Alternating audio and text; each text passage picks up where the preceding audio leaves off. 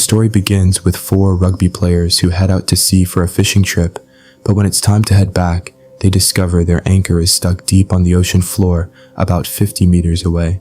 It's an expensive anchor, so they refuse to leave it behind. The captain tells everyone to pull together.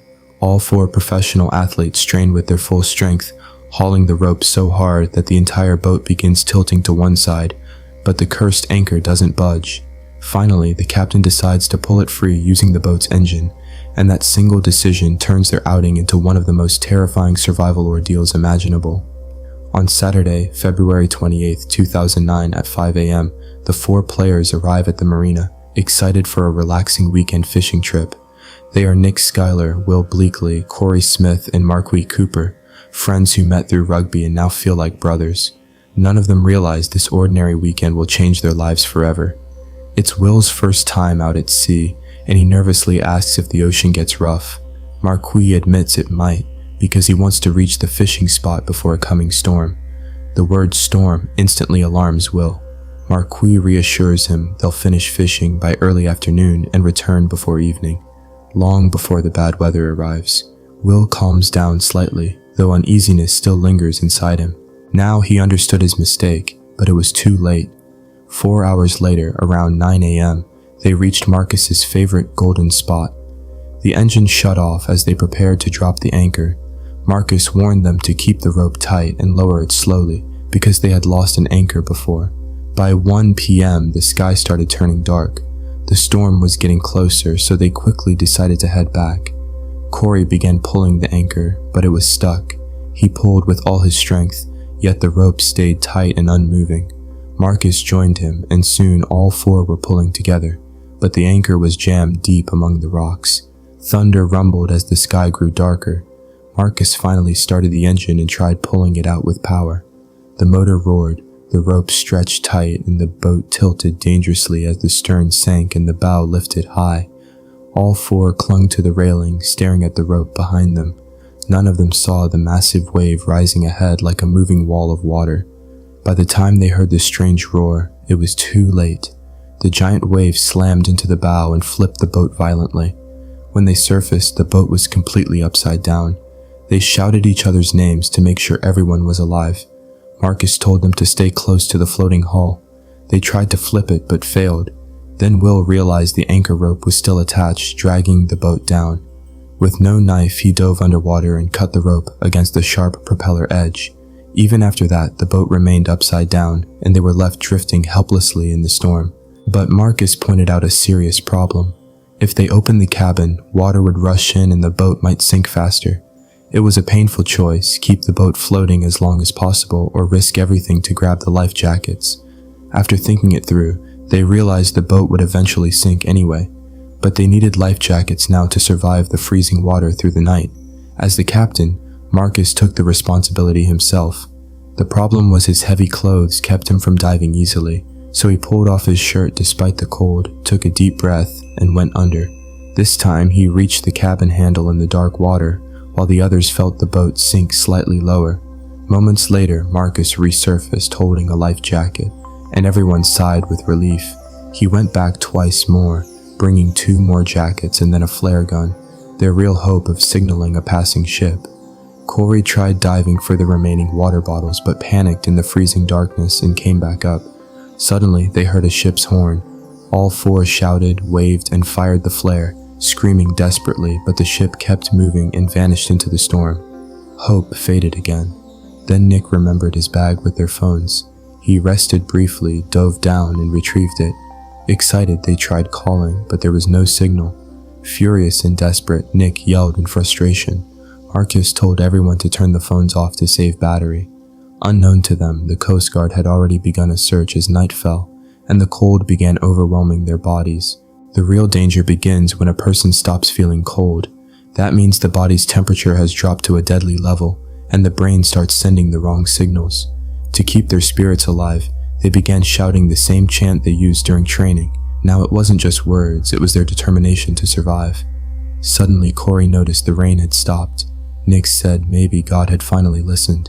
But at that moment, a strange rumbling echoed across the water. It wasn't thunder. Something big was moving toward them. The sound kept growing louder, like a massive force cutting through the ocean. All four held their breath and stared into the darkness. The water around them began to shift, and far away, something heavy seemed to move across the surface. The rumbling came closer, the waves changing as if something powerful was pushing the sea itself. Their hearts pounded as they tried to understand what was coming. Then a gigantic wave surged toward them like a towering wall. It crashed with terrifying force, throwing all four men away from the overturned boat in different directions. The world spun wildly as water swallowed everything. Their muffled screams echoed through the dark ocean while each man struggled alone on the surface, desperately searching for the boat and for each other. Marquis spoke in a broken, fading voice, saying he felt something strange happening inside him, like his body was being pulled inward and slipping out of his control. He could feel his strength slowly draining away. Nick didn't want to hear it and sharply told him to stop talking like that. They all had to keep fighting. But Marcoux weakly replied that if he was meant to die here, maybe it was his fate. The salty ocean, he said, had always felt peaceful to him, almost like home. Maybe this really was his home. His voice grew weaker, his eyes turning distant. Suddenly a faint spark appeared in them as he whispered that he could see his daughter smiling and reaching out to hug him. Nick immediately realized something was terribly wrong and shouted that his daughter wasn't there. It was just a hallucination. Marcus's mind, in its weakest moment, was showing him the warmest memory it had. Nick told the others the truth. Hypothermia. Marquis' body temperature had dropped dangerously, and his brain was beginning to fail. The only chance now was body heat. The four men pressed tightly together in the freezing water, trying to share what little warmth they had left. But the storm raged on, the night felt endless, and their strength kept fading while they fought desperately to stay alive. At the Coast Guard office, a report came in that Rebecca had called. She said her husband Marcoux and his 3 friends had gone out to sea that morning and hadn't returned. Hearing this, Officer Cruz learned that Marcoux and Corey were former professional football players. Now 4 strong men were trapped nearly 70 miles offshore in a violent storm, with the sun already set and no signal. Cruz said grimly that hypothermia is one of the most terrifying ways to die, especially for people with little body fat.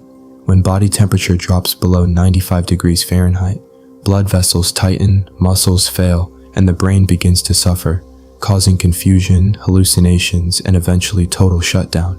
He immediately upgraded the situation to a distress emergency. Fixed-wing rescue planes and Black Hawk helicopters launched into the dark, stormy sky. Meanwhile, rain started falling again over the ocean. Nick realized it might help and shouted for Marcus to open his mouth and drink the rainwater. At the same time, he noticed Corey's heart pounding wildly, another sign of hypothermia. Nick admitted his own heart felt the same. When someone nervously asked if they were dying, Nick firmly replied that no one was giving up.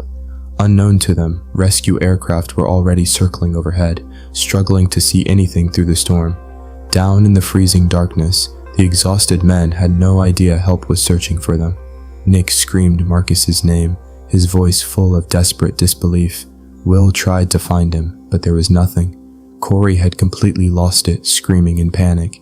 Now only 3 were left, and even one was barely conscious. Marcus's loss wasn't just a friend gone, it was hope slipping away. Suddenly, they heard the drone of an aircraft. Summoning every ounce of strength, Nick and Will shouted frantically, and Nick turned on his phone's weak torch, waving it like a lifeline in the dark. A spot of light flickered, and an observer on the plane thought they might have seen something. Binoculars and night vision confirmed it was just a reflection of lightning on the water. The storm worsened, forcing the plane to ascend, leaving Nick and Will screaming into the night as the aircraft disappeared, their hope rising and breaking in the same instant. Cruz called Rebecca to explain the search had been paused due to the storm, but another attempt would be made after dawn. Morning came, revealing only Nick and Will afloat. Corey was gone. Nick called his name until his throat ached, but there was no reply. Will whispered, broken, that Marcus and Corey, stronger than them, had been defeated by the sea. A shadow beneath the water made them panic onto the boat, a shark. Fear and blood mingled, and their conversation turned to God, mortality and belief, each processing death differently, while the ruthless, cold ocean stretched endlessly before them. Meanwhile, at base, Captain Cruz ordered families informed and rescue ships deployed, refusing to give up hope. The ship's siren blared, and the crew was gathered, briefed that near St. Petersburg, a small boat with 4 missing people had likely capsized. The captain warned that in this storm, electronics could fail, so eyes on the water were their best tool. The ocean was still cold, deep, and merciless, and Nick and Will clung to it for survival. The sun rose, but the chill persisted. Nick felt his fingers stiffen, lips tremble, and each breath grow painfully hard. Will's condition was equally dire. They knew if help didn't come soon, they wouldn't last, yet simply staying together kept them alive. Dawn lightened the sky, but rescue was nowhere in sight. They had no idea if anyone was searching. On land, Marcia learned the Coast Guard had paused the search, and fury overcame her.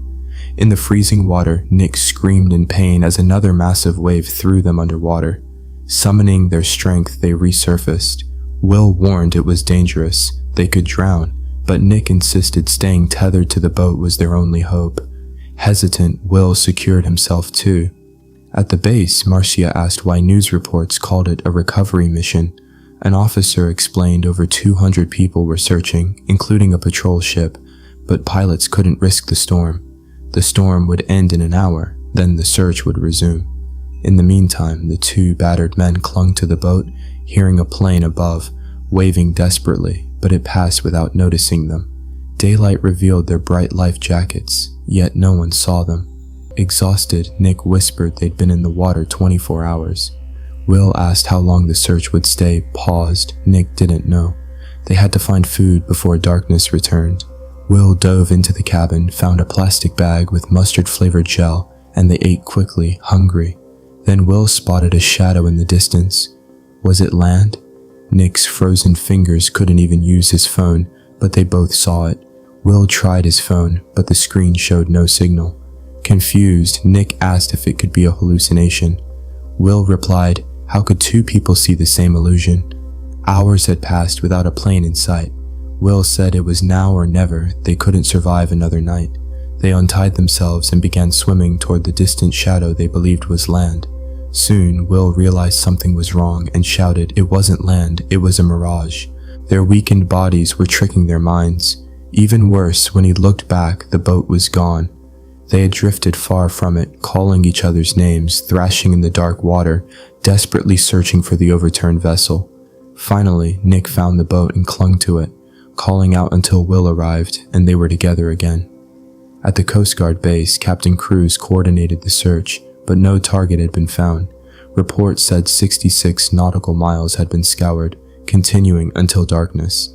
They had now drifted for 30 hours. Nick noticed Will had grown eerily calm, murmuring about why the boat hadn't fully sunk and imagining what people would say at his funeral. His mind faltered, fixating on a girl he should have married, a diamond ring he should have given her. Weakly, he begged Nick to tell his parents, repeating, "Tell my mom." Nick refused, insisting Will would speak himself. Then Will said he felt heat instead of cold, a sign of final stage hypothermia.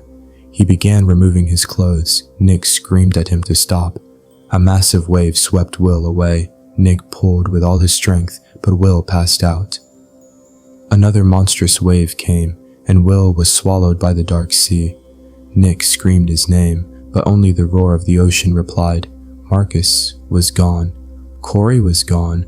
Will was gone. Once 4 inseparable friends, now only Nick remained, floating alone in the dark sea, furious, screaming at the sky, questioning why he had survived though when all his friends had died. He remembered his father's words, never join the losers. But now, Nick didn't know what or who he was still fighting for. Yet he was alive, and as long as he breathed, he had to keep fighting. Nick carried the dead of his 3 friends on his shoulders. He had to survive, to tell their story to the world, to show their families how bravely they fought until their last breath. Clinging tightly to the boat, he fought alone in the dark, merciless sea. Back at the base, an officer addressed everyone, acknowledging their fear but reminding them they couldn't leave yet. Hope was their only strength, the last thing they had. He urged everyone to trust God, to pray the boys would be found and brought home safely. Hours later, the order came to end the search and the units returned. Many sailors were disheartened, yet some whispered to keep searching a few more minutes. They refused to give up, wanting one last chance. Meanwhile, Pavla called Nick again, the call going to voicemail. She left a message, pleading and worried, joking about suspense, but seconds later her voice cracked as she said she hoped everyone was okay, perhaps out of signal, yet feared she might never see them again. Marcia comforted her, assuring her that Nick was alive somewhere. They joined hands, praying to the open sea, sending their love and hope. Out there, Nick was exhausted, drifting between consciousness and half-consciousness, haunted by echoes of laughter, memories of his friends, so vivid he could almost touch them. Then they vanished. Finally, he decided to untie the rope that had kept him tied to the boat, the very rope that had saved him. Fingers frozen, he loosened it slowly, now free. Lying on his back, boat beneath, sky above, he closed his eyes. He neither fought nor shouted. The pain, cold, and loneliness faded. His 3 friends were gone. The sun warmed his face. The waves rocked the boat gently, and everything felt eerily calm, peaceful at last. Nick thought maybe he should just sleep and let it all end. In his mind, he imagined meeting Marcus, Corey, and Will together again, never apart. But at that exact moment, a rescue boat appeared. They saw him just as Nick closed his eyes, finally giving up the fight. A miracle happened. Back at the base, a target was reported. Captain Cruz immediately ordered all helicopters to that location. They had waited 2 days for this moment. The rescue helicopter reached him, and an observer reported seeing an adult male. Hovering above, Nick lifted his head, too weak to tell if this was real or another hallucination. The base held its breath. Seconds later came the confirmation. The target was alive. But Captain Cruz didn't celebrate. He asked where the other 3 were. Search had to continue. They needed to find them too. Nick was lifted aboard the helicopter and asked his name. With a heavy, broken voice, he said, "Nick!" And the name reached the base via radio. Marcia's phone rang. She screamed with relief, hugging Pavla as they cried. Meanwhile, other families knew some loved ones would never return. The helicopter carried Nick to safety, leaving the overturned white boat floating alone, the silent witness to their laughter, fear, courage, and final moments. The search went on for days, but Marcus, Corey, and Will were gone, claimed by the sea. Nick survived, carrying their story, their bravery, their final fight. He lived to honor them, proving this was not just survival. It was humanity, friendship, love, courage, and the lesson his father taught: never give up.